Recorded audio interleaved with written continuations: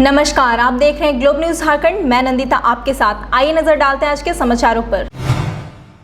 टेल्को स्थित mother Teresa welfare trust से 2 नाबालिग के भागे जाने के मामले में राष्ट्रीय ओबीसी महासभा ने संचालिका और उसके पति पर यौन शोषण का आरोप लगाते हुए एसएसपी से जांच करते हुए जेल भेजने की मांग की।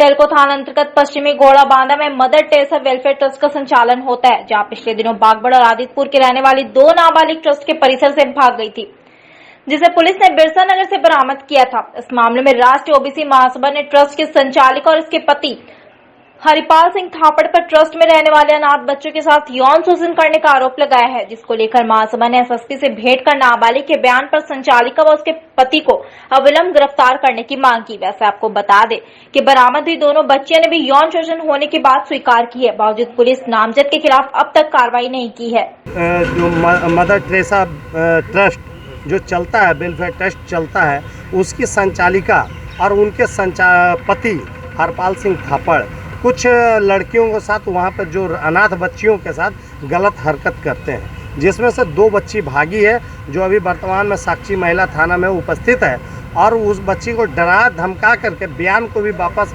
लेने का बात कही जा रही है कि बयान न दिया जाए, किसी तरह मामला को सलटाया जाए।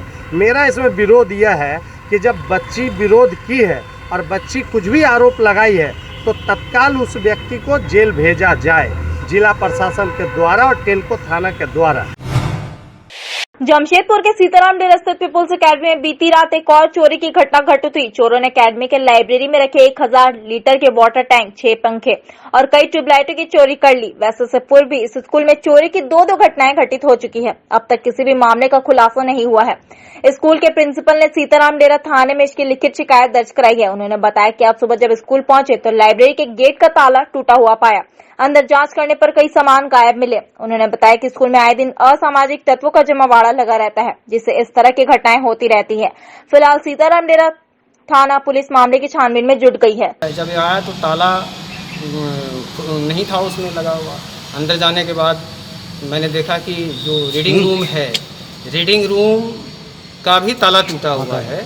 और अभी तो इसी 10-15 दिन के अंदर में मुझे लगता है कि 3 बार ये घटना हो चुकी है। वैसे स्कूल चलने पर भी और पहले भी लगातार चोरी की घटनाएं होती रही हैं, जिसकी सूचना मैं थाने में या संबंधित पुलिस पदाधिकारी को देता रहा। 3 बार ऐसी घटना हो चुकी है। 22 तारीख को भी विद्यालय में का जो फेंसिंग है हमारे चैम्बर के सामने का, उसका 2 गेट काट करके उखाड़ करके असामाजिक तत्वों द्वारा ले जाया गया।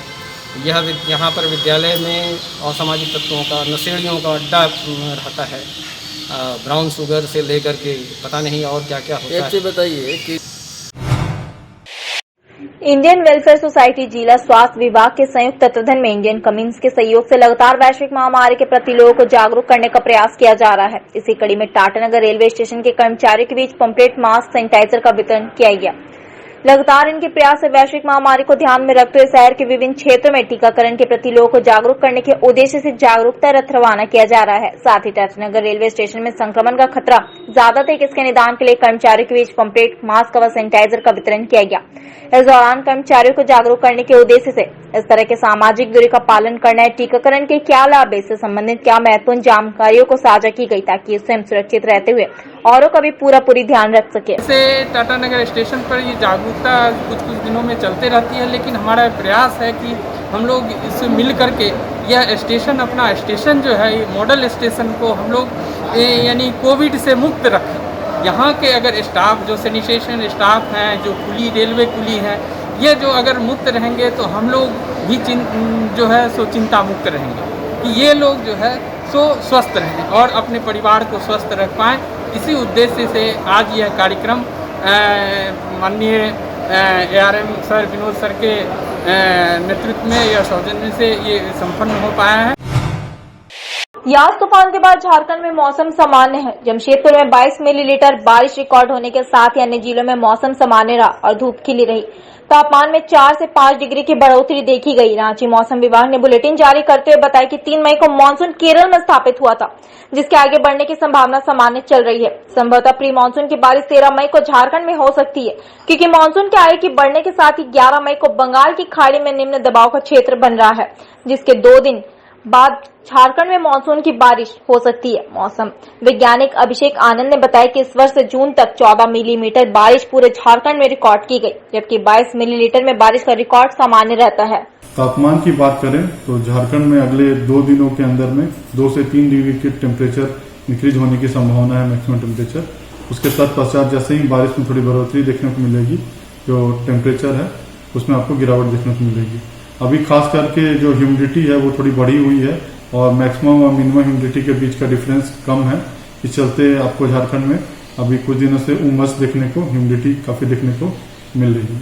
पिछले 24 घंटों में झारखंड में कहीं कहीं हल्के से मध्यम दर्जे की बारिश रिकॉर्ड की गई है, साथ में ठंडा लाइटनिंग भी रिपोर्ट की गई है।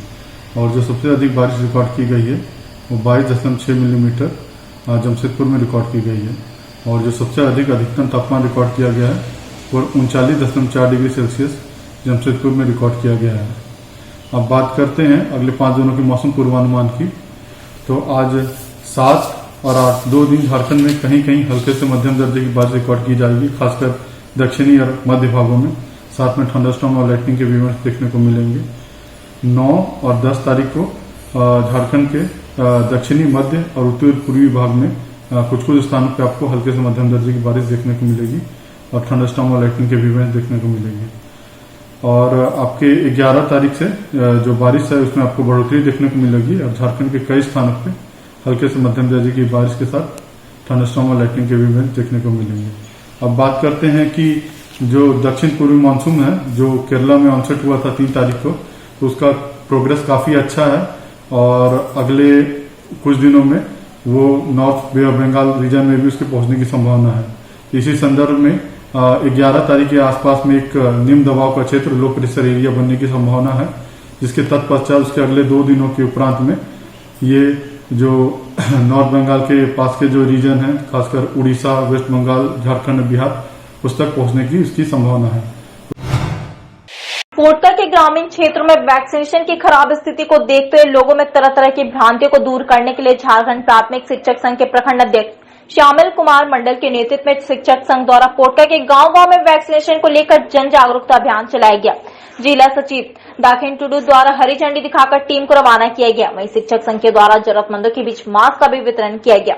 इस अवसर पर झारखंड प्राथमिक शिक्षक संघ के प्रखंड अध्यक्ष श्यामल कुमार मंडल ने बताया कि संघ शिक्षक हित में ही नहीं बल्कि समाज हित में भी अग्रणी भूमिका निभाता आया है। इसको लेकर हम लोग सभी शिक्षक गांव-गांव जाकर एवं जहां वैक्सीनेशन केंद्र बनाए गए हैं उन केंद्रों के पोषक गांव को जागरूक कर उन्हें वैक्सीनेशन सेंटर तक लाना शिक्षक संघ का उद्देश्य होगा। कोरोना वैक्सीनेशन की भ्रांतियों के संबंध में सामुदायिक स्वास्थ्य केंद्र के प्रभारी डॉक्टर मृत्युंजय धावड़े ने बताया कि वैक्सीनेशन से किसी तरह का खतरा नहीं है। अफवाहों से बचे और सभी लोग वैक्सीन ले ताकि इस कोरोना महामारी से गांव के लोगों की सुरक्षा हो सके। हर पंचायत, हर गांव में पहुंचने का प्रयास करेंगे। क्या प्रयास रहेगा हम लोग का प्रयास रहेगा कि लोगों को समझाने का कि भाई वैक्सीनेशन लेने से आपका कोई हानि नहीं है। साधारण जैसे बच्चों का टीका लेने के बाद थोड़ा सा बुखार उखार होता है तो वो कहा जाता है कि अच्छा असर हो रहा है। इसमें भी कभी कभी किसी किसी का वही होता है। इसमें भयभीत होने का कोई आवश्यकता नहीं है। और अगर लेने के बाद बुखार उखार भी आ जाए तो हम लोग समझे कि असरदार हो रहा है।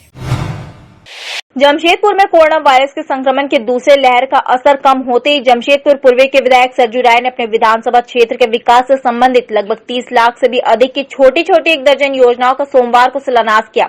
इस मौके पर भारतीय जनतांत्रिक मोर्चा के वरीय पदाधिकारी एवं कार्यकर्ता मौजूद रहे।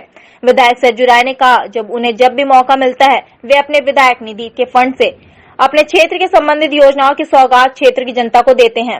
आज हमारे क्षेत्र में विधायक फंड से 1 दर्जन से ऊपर योजनाएं इनका काम पूरा हो गया है और उसी के संदर्भ में आज हम लोग यहाँ भी आए हुए। छोटी छोटी योजनाएं हैं, सड़कों की, नालियों की, गलियों की।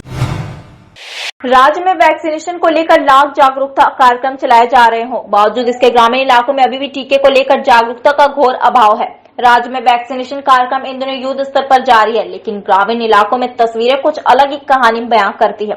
राजधानी रांची के काके प्रखंड में 20,000 से ज्यादा की आबादी वाले सुकरहुटू पंचायत में वैक्सीनेशन को लेकर लोगों में जागरूकता की बेहद कमी नजर आई। वैक्सीनेशन कार्यक्रम से जुड़ी सेविका ने बताया कि कुछ खास मोहल्लों के लोग अभी भी वैक्सीनेशन से परहेज कर रहे हैं।